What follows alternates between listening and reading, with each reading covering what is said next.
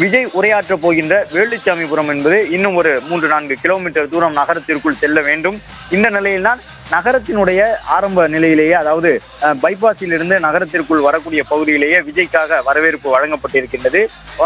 பரமத்திவேலூர், வேலாயுதம்பாளையம், மன்னமங்கலம் என்று வரக்கூடிய வழிகளிலேயே பல இடங்களிலே தாவேகா தலைவர் விஜயை அந்தந்த பகுதிக்கு உட்பட்ட மக்கள் ஒன்று கூடி வரவேற்பு தெரிவிக்கக்கூடிய வகையிலே பட்டாசுகளை வெடித்து தங்களுடைய மகிழ்ச்சியை வெளிப்படுத்தி வாகனத்தை வழிமறித்து தங்களுடைய மகிழ்ச்சியை வெளிப்படுத்தியிருந்தார்கள்.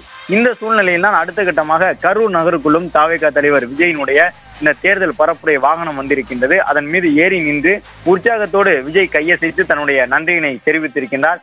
அது மட்டுமல்லாமல் விஜய் தன்னை நோக்கி வரக்கூடிய அந்த தாவேகா நிற துண்டுகளையும் எடுத்துக்கொண்டு ரசிகர்கள், தொண்டர்கள் வழங்கி இருக்கக்கூடிய அந்த உற்சாக வரவேற்பினை ஏற்றுக்கொண்டிருக்கின்றார். விஜய் இன்னும் சற்று நேரத்தில் வேலுச்சாமிபுரம் என்று சொல்லப்படக்கூடிய இடத்திற்கு சென்று தேர்தல் பரப்புரை ஆற்ற இருக்கின்றார்.